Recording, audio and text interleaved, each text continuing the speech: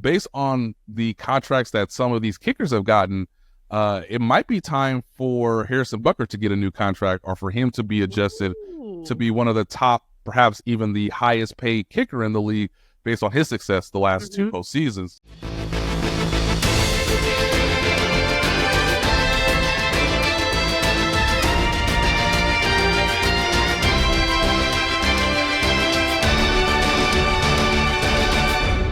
What is up, Chiefs Kingdom? Happy Tuesday. I'm Hayley Lewis, and this is Chiefs News Daily. The Chiefs are off of training camp today, but we are not. We are bringing you an exclusive interview with Nate Taylor from The Athletic, bringing us all the tea you need to know from up in St. Joe. First, like and subscribe right here on the KCSN YouTube channel, and let's get into it. Nate, I am envious of your camp, extravaganza and all the adventures you're getting to have up in St. Joe. Not so envious of the heat. But you tell me what's going on. We've been reading all the headlines, but you're actually there every single day. Like I said, so envious of what you're doing right now.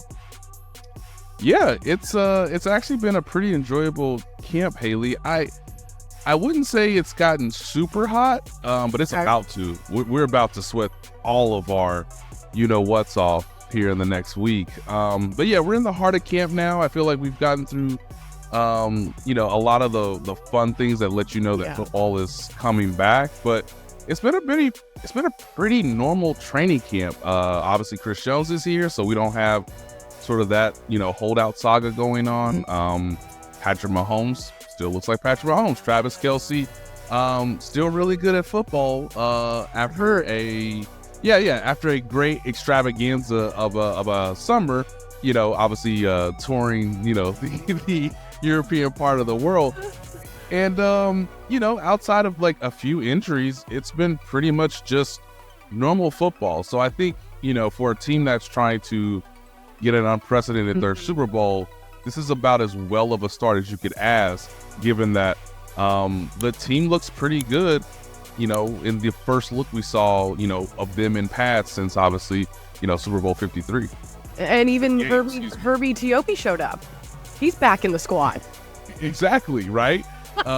Shout out to the summer games. The Associated Press has sent all of their, reporters, or I guess a wide number of them, obviously, to Paris, which is, allowed Herbie Teope, formerly of the Kansas City Star, to sort of moonlight a couple days as a freelancer for the Associated Press, and him to get everybody's name wrong in a jersey that reminds him of someone of previous years. So, yeah, we've kind of run the whole gamut, I guess. And the beautiful thing is,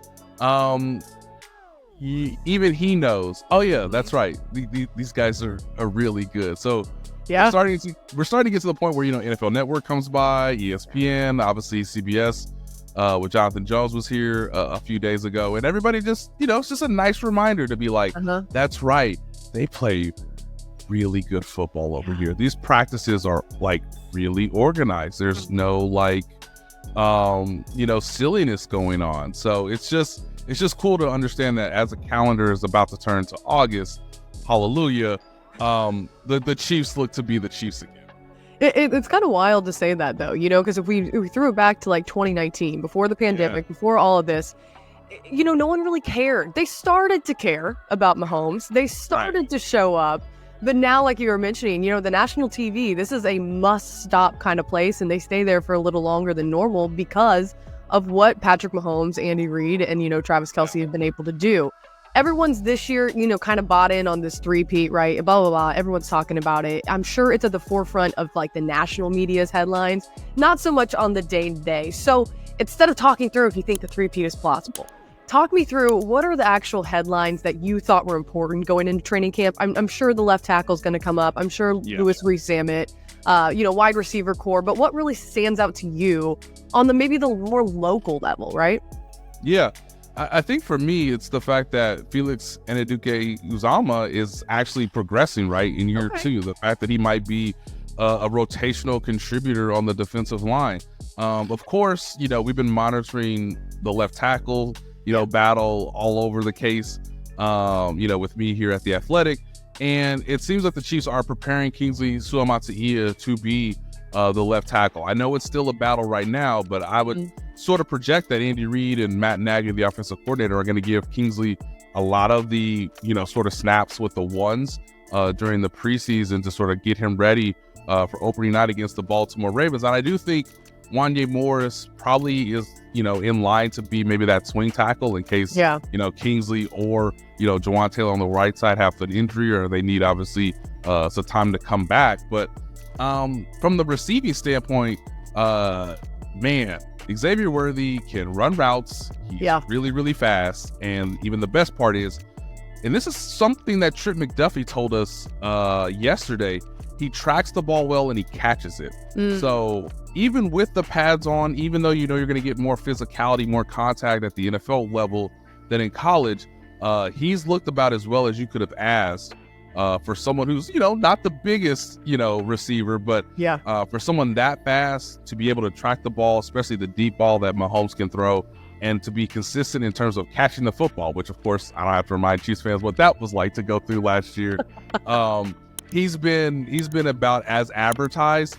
And of course, you mentioned Louis Rees-Zammit. I'm going to write about him at some point here at The Athletic in the next, couple days. And it's been a joy to experience a grown man who is a world-class athlete in an entirely different context, pretty much be humbled once the pads come on, and to sort of try to see how he's going to persevere, see how much he can get better between now and the first preseason game, because I think his best chance to make the roster is through the kickoff rule. And Dave Tobe is going to let him have, I think, a lot of opportunities in the preseason to sort of show, can those rugby skills really translate well to a very new rule, a very different look to the kickoff that we've ever seen before.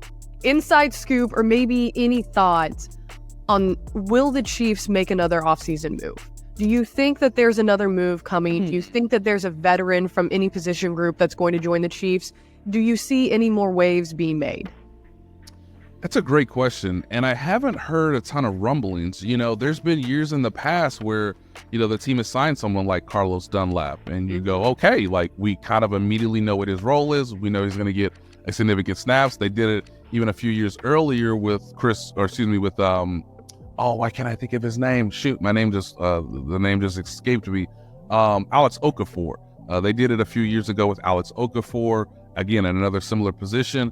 I know some people have said, hey, what happens if, Kingsley Suamataia struggles? What happens if Wanya Morris doesn't show any real progress from year one to year two? Could you call Donovan Smith? And I guess he would be the most likely veteran the Chiefs could call, but it's too early in training camp for that move to happen just yet. I think Kingsley clearly has enough athletic talent. It's now just, hey, can you get his technique right?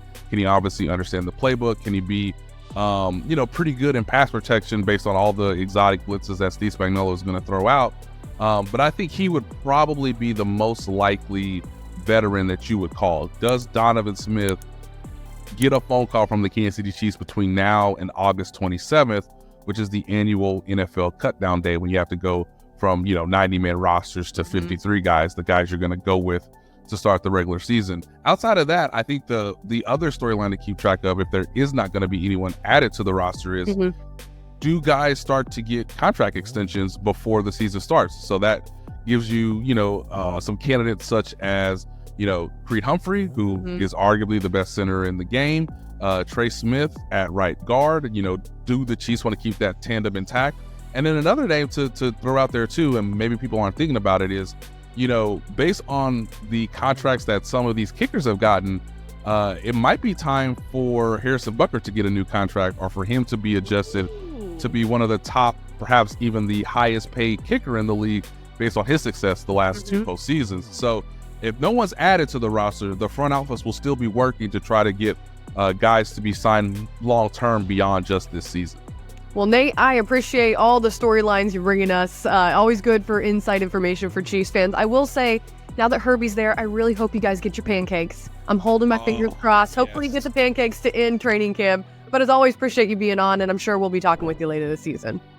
All right, folks, that does it for another episode of Chiefs News Daily. As always, like and subscribe right here on the KCSN YouTube channel. Have a great rest of your Tuesday. We'll be back here on Wednesday night.